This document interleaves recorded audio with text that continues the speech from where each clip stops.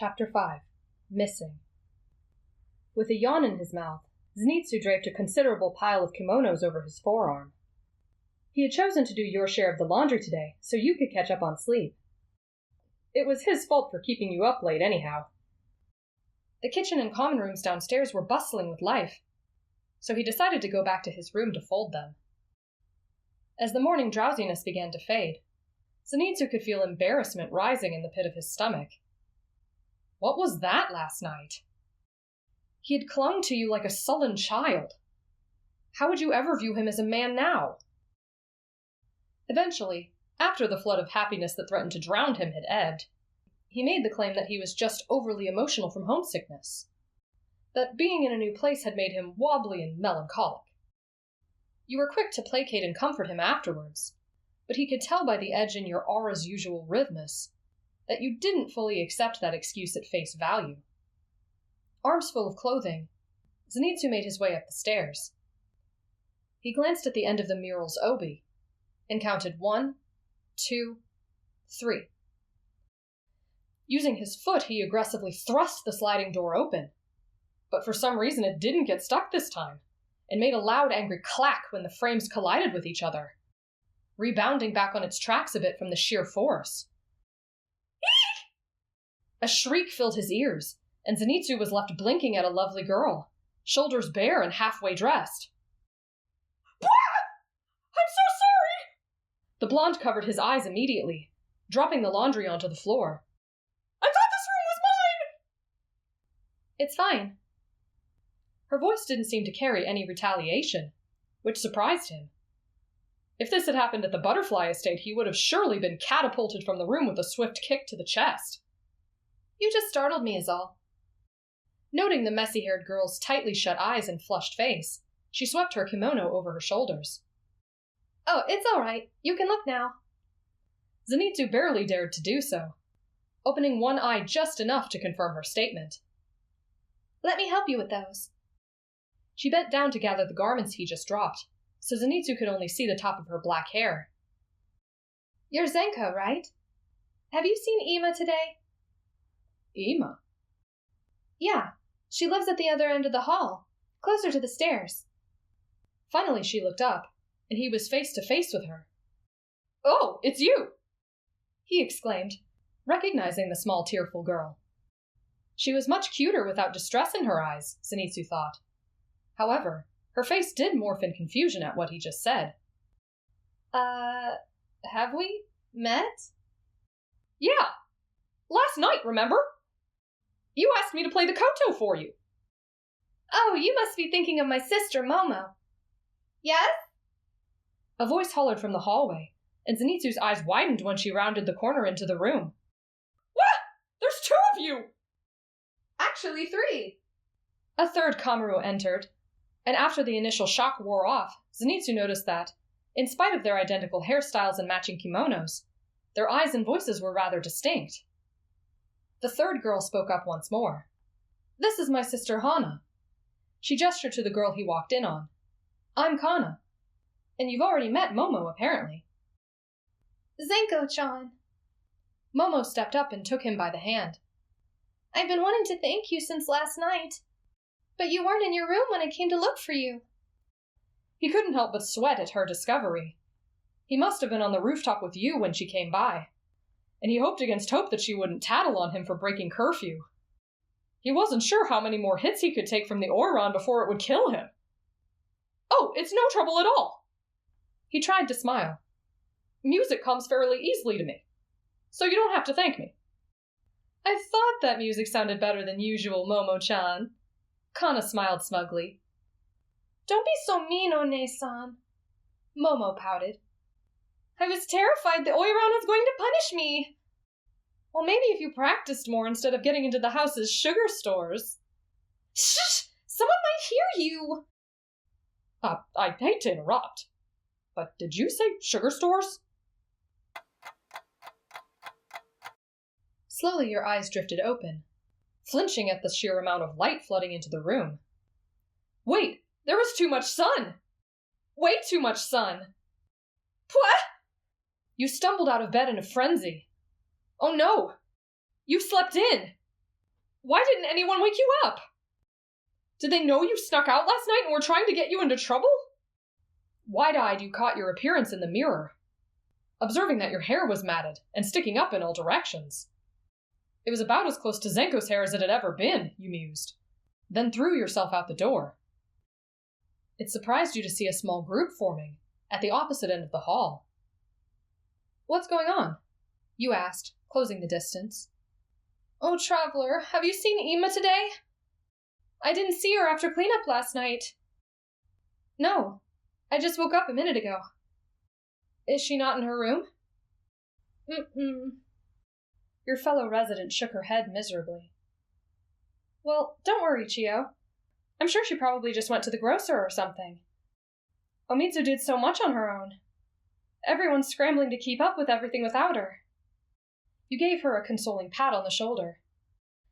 Anyhow, I need to go grab my share of the laundry or the new manager is going to kill me. Oh, don't worry about that. Zenko did it for you already.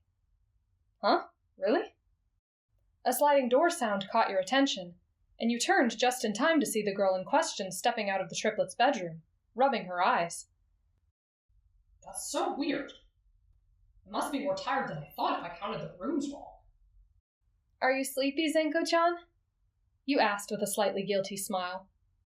Oh, Traveler-chan! Why?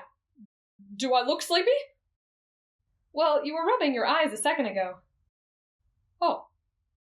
Yeah, I guess I am a little, she admitted. I'll whip up a stronger dose of tea for you then, you offered. It's my turn to make it today anyway. That's so thoughtful of you, Traveler-chan. You're such an angel, she gushed, only now remembering to read the room. Is something bad going on? You look upset. Oh, nothing. We were just looking for Ima-chan. She told me she'd help me prepare for today's tea ceremony. The worry and sadness in Chio's voice was undeniable. I'm sure it just slipped her mind. She'll be back in time for our next lesson, I bet. Zenitsu noticed your face and tone were calm and comforting, but something rang distinctly false in your demeanor, as if you didn't quite believe your own words. You're probably right. I'll go start setting up the tables. I'll meet you in the kitchen. You eyeballed her as she took her leave, before stepping into the lonely room. I need to check something, you thought to yourself, sliding open drawers one by one. It was now you noticed Zenko looming in the doorway, watching you intently. What are you doing? After a pause, you answered. Ima borrowed a kimono from me the other day. I wanted to see if it was here. Another lie, Zenitsu realized, and a convincing one at that. Had he not possessed his keen hearing, he would have shrugged and continued on his way, taking your fib at face value. But to what end were you trying to deceive him? You obviously weren't here to steal something, or he would have heard such resolve. That, and you certainly were too smart to do it with him standing there. Why then were you ransacking this girl's closet? As I expected. No signs of leaving in haste in fear of getting caught. So she didn't run away of her own volition. And it's apparent to me now. Neither did any of the others. Zenitsu could hear the rising storm inside of you. You were anxious, but what's more is that you seemed angry. The young man swallowed nervously. Were you in a bad mood because of something he did? Feeling golden eyes bore into your back, you turned, wearing a slightly small but believable smile. I guess it's not here. Anyway, we should get back to work. Full schedule today. The water in the tea kettle slowly came to a boil, and aside from Chio quietly and solemnly drifting in and out of the kitchen, you were finally alone with your thoughts. Memories of last night began permeating your vision. To the best of your ability, you tried to recollect if you'd noticed any strange behavior from Ima, where you had seen her last. But alas, it was all completely futile. You had been so heavily focused on training Zenko that you were blind to all other outside stimuli, Zenko. That strange girl had taken a considerable strike for you, and then you made her cry on the rooftop, for reasons you still couldn't quite piece together. The way she clutched onto you was such ferocious conviction. And strength. Had you failed to mention her immense strength? And why did she take such a liking to you of all people? Your brain repetitively circled these things like water around a storm drain, trying to unravel the bizarre and increasingly dire events that recently took hold of this place. These incidents had started months before Zenko arrived here, but you still couldn't shake this feeling that she was involved somehow, that she had some larger connection to it. Something was definitely off about her, and you were going to get to the bottom of it. But first, there was a much more pressing matter to deal with. You tried to convince yourself that Ima was fine, that she had just absent-mindedly gone off somewhere and didn't tell anyone. But somewhere deep inside you knew better. You remembered to check your expression as you brought out the tray of empty teacups, placing one before each of the girls. The audience fell silent as you and Chio knelt on the tatami floor at the front of the room, preparing the natsume. Luckily, Zenko had the proper forethought to bow before partaking in her tea, so you didn't have to bother correcting her. Once everyone had been served, you took your seat next to her, finally allowed to quench your morning thirst.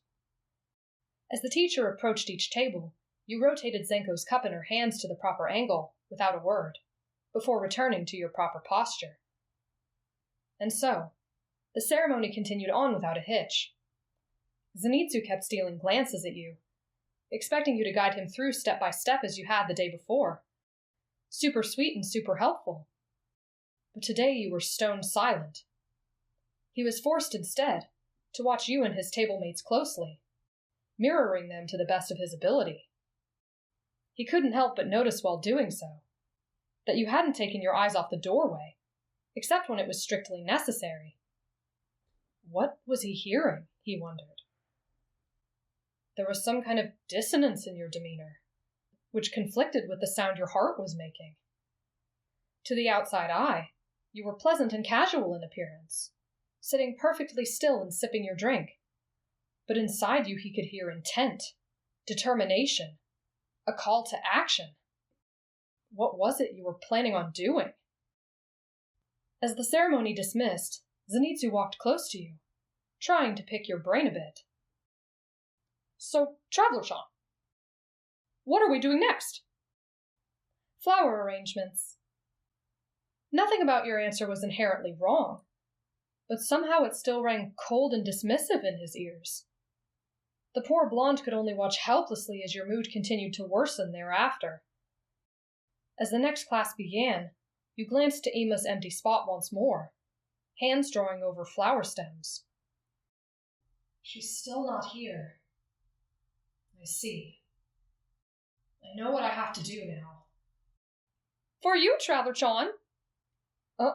Huh? Zenko's voice startled you out of your reverie, and you noticed a perfectly shaped white crown of flowers resting in her hands. I made you a chaplet. For me? Zenitsu couldn't help but smile when you blinked back to yourself for a moment. How'd you do that so fast? You gawked at her as she placed it atop your head. Never in your life had you been able to make one without breaking a bunch of stems.